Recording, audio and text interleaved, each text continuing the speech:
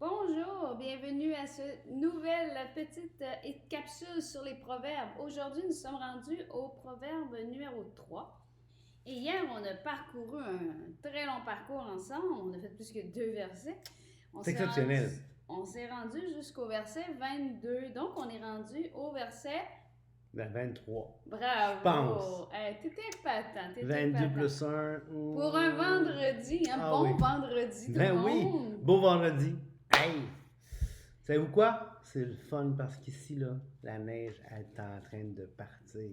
Puis c'est à Côte-Nord. Des fois, ça peut être long. L'année passée, on a eu. On parlera pas de l'année passée. Tempête à ce temps-ci. Au mois de mai qu'on avait? Au mois de mai, il y avait encore de la neige. Ouais. Mais là, on espère qu'on se croise les doigts, que ça va être toute partie.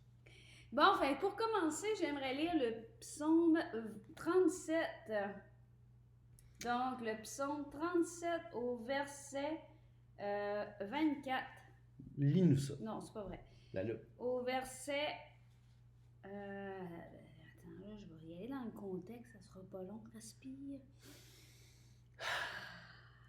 C'est bien. Verset 23. L'Éternel affermit les pas de l'homme et il prend plaisir à sa voix. Cool. S'il tombe, il n'est pas terrassé car l'Éternel lui prend la main.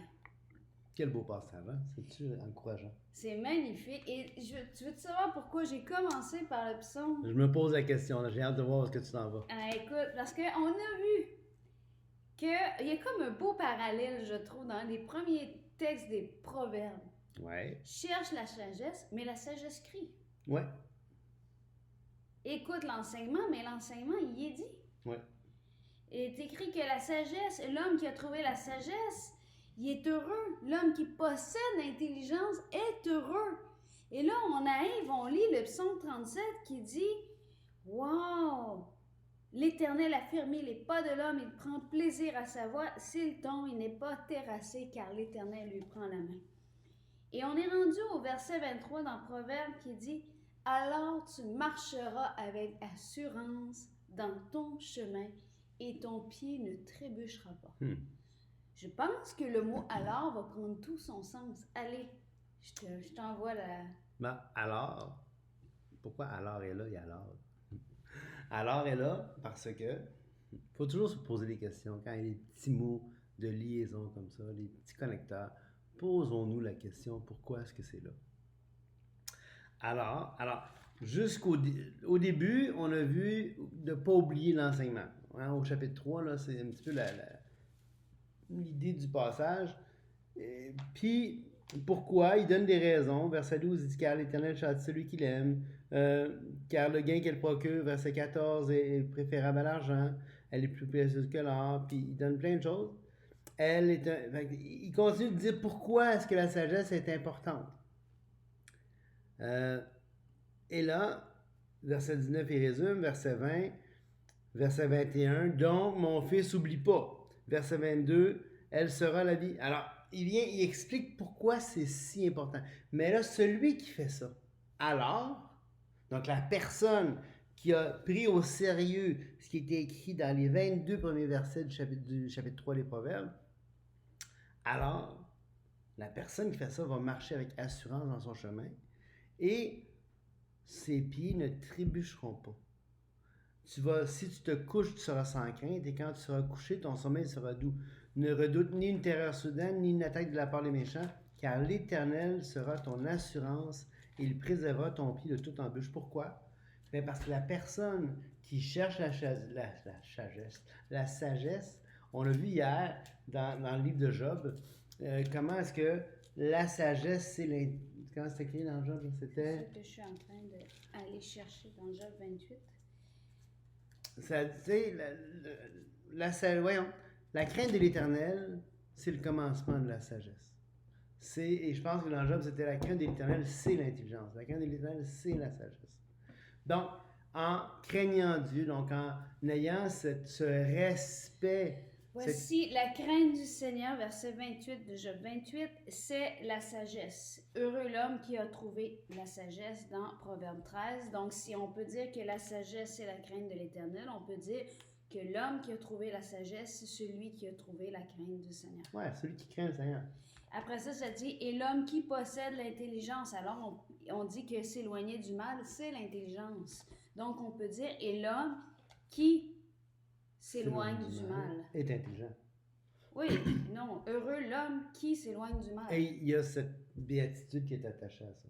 Donc, ce qui est intéressant, c'est qu'on revient avec l'idée que heureux l'homme qui a trouvé la crainte de l'Éternel, heureux l'homme qui s'éloigne du mal, parce qu'à ce moment-là, l'Éternel a fermé ses pas sur sa voie. Ouais. Donc, encore là, toute chose étant égale par ailleurs, OK? Celui qui cherche la sagesse, celui qui veut trouver la sagesse, celui qui a ce désir-là d'écouter, hein, qui se tourne. Et au début, il n'y a peut-être pas le désir parce qu'on a vu dans le chapitre 1, la sagesse va crier, puis elle va interpeller les stupides qui vont dans leur direction, qui s'entêtent. Elle les convainc. Et après ça, elle les invite à corriger leur trajectoire. Donc, évidemment, si en corrigeant ta trajectoire, puis en étant instruit dans la justice dans 2 Timothée 3,16, ben là, la personne peut apprendre à aimer la sagesse. C'est pas voir ça comme figé, là, comme si on était des robots, comme si on était c'est comme si les situations étaient inexorables, comme si on n'avait pas le choix dans les situations. Non, on a des décisions à prendre, puis les décisions entraînent des conséquences, non pas seulement extérieures, hein, parce qu'on choisit pas, en fait, on choisit pas de prendre une décision, on choisit la conséquence qui est reliée à la décision. La bonne et les mauvaises conséquences qui entourent. Et donc, mais ça, ce processus de décision-là, ça forge le caractère. Ça forge le caractère. Oh, tu veux que je me colle? Non, je veux que tu te tasses dans la caméra. Donc, ce genre de processus de décision forge le caractère en bien ou en mal. Tu sais, si tu t'habitues à prendre de bonnes décisions, ben tu vas forger ça dans ton caractère. Un petit peu comme Luther, quand il a dit « je peux pas faire autrement ». Quand il a dit « je peux pas aller contraire aux Écritures, je peux pas faire autrement ». Pourquoi? Mais parce que, pas parce qu'il avait plus la liberté, mais parce que ses décisions dans sa vie sont culminées à ce point-là dans sa vie, où est-ce qu'à ce moment-là, son caractère de telle sorte qu'il ne pouvait pas prendre une autre décision que celle-là. T'sais. Mais si on en revient à notre passage, quand je t'ai passé je voulais quand même que tu restes dans le contexte de ce que j'avais lu. C'est pas en toute la passe que j'y faisais, mais c'est pas grave, écoute, il a le droit d'avoir sa stratégie. On recule. On revient avec le psaume. On disait tantôt dans le psaume 37, verset 23-24, je vous invite à lire tout le psaume, c'est un très beau psaume d'ailleurs. Ça dit, l'Éternel a fermé les pas de l'homme et il prend plaisir à sa voix. S'il tombe, il n'est pas terrassé, car l'Éternel lui prend la main. Et si on regarde le passage du verset 23 à 26, dans les Proverbes, ça dit, alors tu marcheras avec assurance dans ton chemin et ton pied ne te trébuchera pas. Si tu te couches, tu seras sans crainte. Et quand tu seras couché, ton sommeil te sera doux. Ne redoute ni une terreur soudaine, ni une attaque de la part des méchants, car l'Éternel sera ton assurance, et il préservera ton pied de toute embûche. Ce que je trouve beau dans ça, c'est que oui, on a des décisions à prendre, oui, il y a des choix. À un moment donné dans ma vie, j'avais tellement peur à l'idée de prendre une mauvaise décision parce qu'on avait des décisions que j'avais aussi oublié que l'Éternel était mon assurance. Et que quand je cherche l'Éternel, il est la boussole qui va me permettre de prendre les bonnes décisions quand je recherche en lui la sagesse. Et si je me trompe, parce que je vais me tromper, je peux me tromper, mais la boussole ne va pas perdre le nord pour autant. Le Seigneur va continuer à me diriger, à me ramener, un peu comme moi qui rame en chaloupe et qui tourne en rond, mais sauf que Dieu est un peu plus efficace, qui ramène sur une trajectoire. Et c'est ça qui est rassurant. Alors tu marcheras avec assurance dans ton chemin. Donc aujourd'hui, on peut se lever, on peut marcher avec assurance, car on a fait de l'Éternel notre Seigneur. Ouais. Et là, il y a une promesse qui est attachée à ça, c'est qu'il va nous conduire sur le chemin. Il nous dit pas, fais rien puis je vais te pousser dans un petit caddie, là. C'est pas ça qu'il dit. Il dit, marche, je vais affermir ta voie. Si tu vas à gauche, si tu vas à droite puis que tu te rends, je vais être là. Je vais te tenir par la main. Il dit, l'Éternel va te tendre la main. Donc, si aujourd'hui, dans ta propre vie, tu t'en rends compte, parce qu'on s'en rend compte, tant que notre cœur n'a pas été cautérisé parce qu'on a conservé la voie des méchants dans notre vie, mais quand on arrive à un moment donné qu'on s'en rend compte, on se rend compte qu'on est en train d'être dans une voie qui n'est pas juste, et qui ne plaît pas au Seigneur. Bien, on a cette liberté-là, dès maintenant, de dire, Seigneur, replace-moi sur le chantier. Je reconnais que mon sentier, en ce moment, il est en train de s'éloigner de toi. Ouais. Ça ne veut pas dire que c'est dans tous les aspects de notre vie, c'est peut-être dans une partie de notre vie qu'en ce moment, on est en train de dire, hey, je suis en train de faire des compromis. C'est pas ce que la parole m'enseigne, c'est pas ce que le cœur de Dieu me dit de faire. Je fais des compromis dans ma vie. Et là, tu peux dire, hey, Seigneur, je veux marcher avec assurance dans ton chemin, pas le mien, dans ton chemin, dans les voies que tu as préparées, des instructions pour que je suive dans la parole de Dieu. Et là, c'est magnifique parce que et j'aime beaucoup le verset 26 qui dit « Car l'Éternel sera ton assurance ». On a déjà parlé du psaume... Tantôt, tu as parlé plein, là, c'est moi. On a déjà parlé du psaume 91 depuis le début de la série qu'on fait sur les proverbes. Je vous invite encore à le relire, le psaume 91, parce qu'il y a encore cette même idée-là. On dit dans le... « Car tu es mon refuge » au verset 9, « Ô Éternel, tu fais du Très-Haut ta retraite. Aucun malheur ne t'arrivera, aucun fléau n'approchera de ta tente, car il ordonnera à tes anges de te garder dans toutes tes voies. Ils te porteront sur les mains de peur que ton pied ne heurte contre une pierre. Tu marcheras sur le lion, sur l'aspic, tu fouleras les lionceaux et le dragon. Puisqu'il m'aime, je le protégerai. Je le protégerai puisqu'il connaît mon nom. Probablement que ce verset-là vous dit quelque chose parce qu'il a été utilisé par le tentateur avec Jésus. Dans Matthieu 4, verset 9. Il dit, le diable le transporta sur une montagne très élevée, lui montra...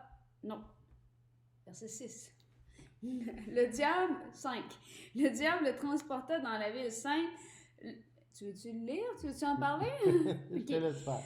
Le plaça sur le haut du temple et lui dit, si tu es le Fils de Dieu, jette-toi en bas, car il est écrit, il donnera des ordres à ses gens à ton sujet et ils te porteront sur les mains de peur que ton pied ne heurte contre une pierre. Jésus lui dit, il a aussi écrit, tu ne tenteras point le Seigneur ton Dieu. Ce que je trouve intéressant dans ce passage-là, c'est qu'on a un bel exemple d'un verset pris hors contexte. Tout à fait. Le tentateur, ce qu'il a fait, c'est qu'il a pris un verset, il l'a mis hors de ce contexte, il dit, ben garde, il va te garder, jette-toi en bas, il va t'attraper, tu vas faire un petit vol plané. Si aujourd'hui je m'en vais sur une falaise, puis je me dis, le Seigneur va me rattraper, ben il va me rattraper, mais je risque de plus avoir de cœur qui bat au moment qu'il va me rattraper. Ok, je vais être dans l'éternité déjà, je vais avoir outrepassé ce monde-là présent. Ouais. Et là, Jésus dit, tu tenteras pas le Seigneur. Mais je me pose la question, pourquoi il dit tu tenteras pas le Seigneur? C'est pas, oui, c'est un verset hors contexte, mais dans si on le replace dans son contexte, c'est l'être humain a un choix à faire. Tout à fait, tout le temps. C'est tout le temps, l'être humain a tout le temps ses décisions. Et ce qui est intéressant, c'est que, et on l'a dit déjà dans le passé, l'être humain sans Dieu, là, ça n'existe pas. C'est une fumisterie. Il n'y a pas personne sur Terre qui est dans un environnement dénué de Dieu. Et toutes les décisions qu'on peut faire nous rapprochent ou nous éloignent ou nous restent à la même place par rapport à Dieu. Mais c'est important, c'est important de réaliser l'impact de nos décisions, puis comment nos décisions, même les petites, sont essentielles à la marche. Tout à fait. Puis je dirais que la première décision qui est la plus essentielle à la marche chrétienne, c'est la décision qui nous a menés à ouvrir cette porte-là de la marche chrétienne.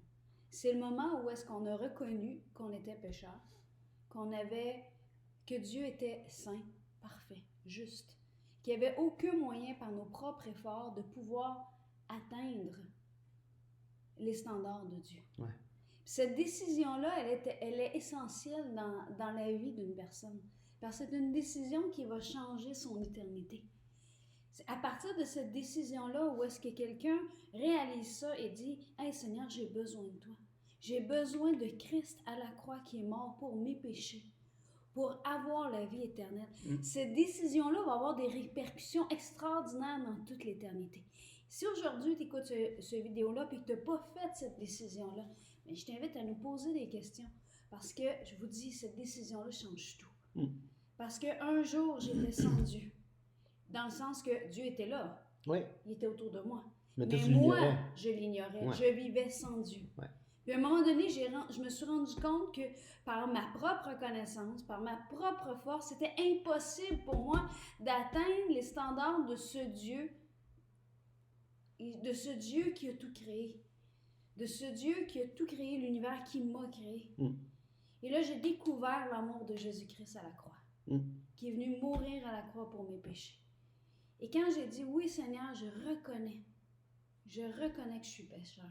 Je reconnais que ton Fils est venu mourir à la croix pour mes péchés. Viens dans mon cœur, sauve-moi. À partir de ce moment-là, il s'est passé une décision extraordinaire. Je ne suis plus en dehors de Dieu. J'ai été placée en Christ. Oui, tout à fait.